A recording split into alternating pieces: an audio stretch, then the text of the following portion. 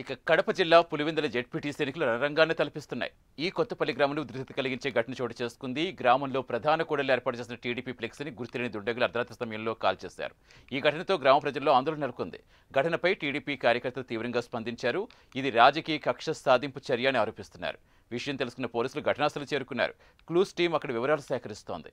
పూర్తి వివరాలు ఇచ్చేందుకు ఫీల్డ్లో మా కరెస్పాండెంట్ సుధీర్ సిద్ధంగా ఉన్నారు. సుధీర్, అసలు పులివెందుల్లో ఏం జరుగుతోంది? జెడ్పీటీసీ ఎన్నికలు ఎంత ఉద్రిక్తంగా ఎందుకు మారాయి?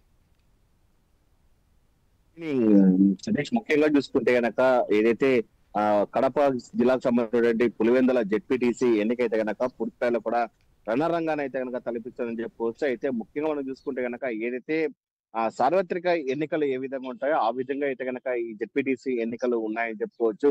అయితే ముఖ్యంగా మనం చూసుకుంటే గనక ఏదైతే ఉమ్మడి కడప జిల్లాలో 2 జెడ్పీటీసీ స్థానాలకు కూడా నామినేషన్ ప్రక్రియ పూర్తయిన తర్వాత కూడా అటు ఒంటిమిట్ట మండలం కావచ్చు, అలాగే పులివెందుల ఈ 2 చోట్ల మనం చూసుకుంటే గనక ఒంటిమిట్ట అయితే గనక పూర్తి స్థాయిలో కూడా ప్రశాంతంగానే జరుగుతుందని చెప్పుకోవచ్చు. అయితే పులివెందుల మాత్రం అయితే గనక పూర్తి స్థాయిలో హై టెన్షన్ వాతావరణాన్ని, అలాగే మొత్తంగా చూసుకుంటే గనక రక్త చిత్రాలు కూడా ఇక్కడ పారిచిన పరిస్థితి అని చెప్పుకోవచ్చు. అయితే గడిచిన 3 రోజుల నుంచి మనం చూసుకుంటే గనక పులివెందుల్లో రోజుకు ఒక గొడవ అయితే గనక పూర్తి స్థాయిలో బయటకు వస్తుందని చెప్పుకోవచ్చు. అయితే తాజాగా మనం చూసుకుంటే గనక మొదటి రోజు చూసుకుంటే గనక ఏదైతే వైఎస్ఆర్ కాంగ్రెస్ పార్టీకి చెందినటువంటి 2 కార్యకర్తలు కూడా పూర్తి స్థాయిలో ఈ కారులో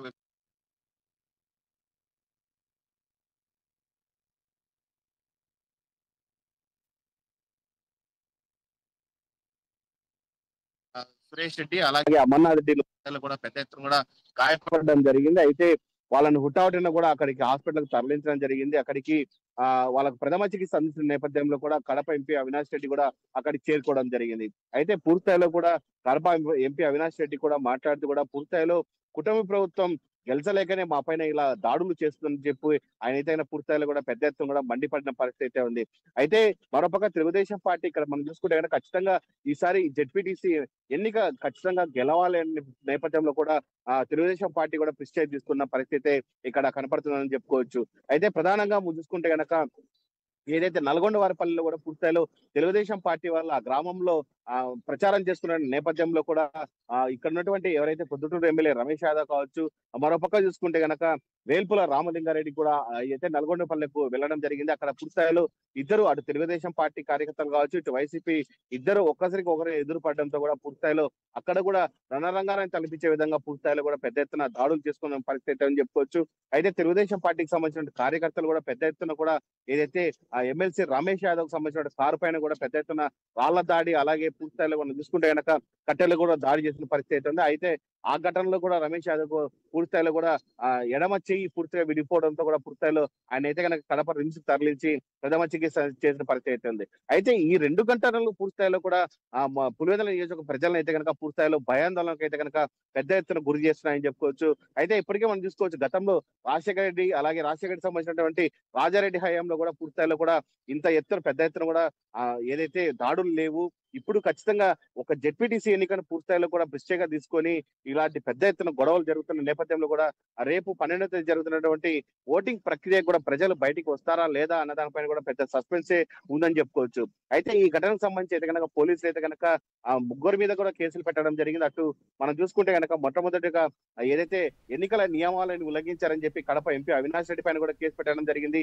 మరోపక్క చూసుకుంటే కనుక సతీష్ రెడ్డి రాష్ట్ర ప్రధాన కార్యదర్శి ఆయన పైన కూడా కేసు పెట్టడం జరిగింది. మరోపక్క రెండవ కేసు చూసుకుంటే కనుక ఏదైతే నల్గొండ వారిపల్లిలో సంబంధించిన ఘటనకు సంబంధించినటువంటి ధనుంజయ్ అనే టీడీపీ కార్యకర్త కూడా తల గాయాక్ కావడంతో ఆయన ఇచ్చినటువంటి కేసు పైన కూడా పోలీసులు అయితే కేసు నమోదు చేయడం జరిగింది. ఈ ఘటనకు సంబంధించి దాదాపుగా ఎవరైతే రామలింగారెడ్డి కావచ్చు, హేమాద్రి మీద కూడా పూర్తిస్థాయిలో నాన్ బెయిలబుల్ కింద కూడా ఆ కేసు కట్టడం జరిగింది. అలాగే ఈ ఎస్సీ ఎస్టీ అట్రాసిటీ కేసు కూడా కట్టడం జరిగింది. అయితే ఈ తతంగా ఇలాగుంటే కనుక 3వ కేసు సంబంధించి మనం చూసుకుంటే కనుక ఎవరైతే తెలుగుదేశం పార్టీకి చెందినటువంటి బీటెక్ రవి సోదరుడు ఎవరైతే ఉన్నారో భరత్ మీద కూడా భరత్ మరియు కొంతమంది అనుచరుల పైన కూడా పూర్తిస్థాయిలో కూడా కేసులు పెట్టడం జరిగింది. అయితే ఈ మొత్తంగా చూసుకుంటే గనక ఇది ఇలా గడిచిన నేపథ్యంలో కూడా చూసుకుంటే గనక మరో తాజాగా చూసుకుంటే గనక గత రాత్రి సమయంలో చూసుకుంటే గనక ఏదైతే తెలుగుదేశం పార్టీకి సంబంధించినటువంటి బీటెక్ సంబంధించినటువంటి కొన్ని ఫ్లెక్సీల మీద కూడా పూర్తిస్థాయిలో కొంతమంది దుండగులు అయితే గనక పెట్రోల్ పోసి నిప్పట్టించిన ఘటన అయితే కనుక పెద్ద ఎత్తున కూడా కలకలం రేపుతుందని చెప్పుకోవచ్చు. అయితే ఈ ఘటన అయితే కనుక బీటెక్ రవి సీరియస్ గా తీసుకోవడం జరిగింది.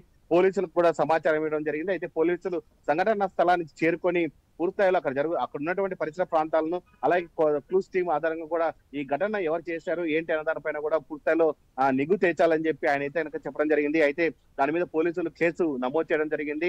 పూర్తిస్థాయిలో కూడా ఎవరు ఏంటి అనే దానిపైన కూడా పెద్ద ఎత్తున సస్పెన్స్ అని చెప్పుకోవచ్చు. అయితే ఇప్పటికే మనం పులివెందులలో చూసుకోవచ్చు, అటు వైఎస్ఆర్ కాంగ్రెస్ పార్టీకి చెందినటువంటి సీనియర్ నాయకులందరూ కూడా పులివెందులలో ఉన్నారు. మరోపక్క తెలుగుదేశం పార్టీకి సంబంధించినటువంటి సీనియర్ మంత్రులు కావచ్చు, అందరూ ఇప్పటికే ఎంపీలు ఎమ్మెల్యేలు కూడా అక్కడ ఉన్న పరిస్థితి అయితే ఉంది. అయితే ఈ నెల 12వ తేదీ ఏం జరుగుతుంది ఏంటి అన్న దానిపైన అయితే కూడా పెద్ద ఎత్తున కూడా సస్పెన్స్ అయితే ఉందని మనం చెప్పుకోవచ్చు. Satish. Right, thank you Sudheer.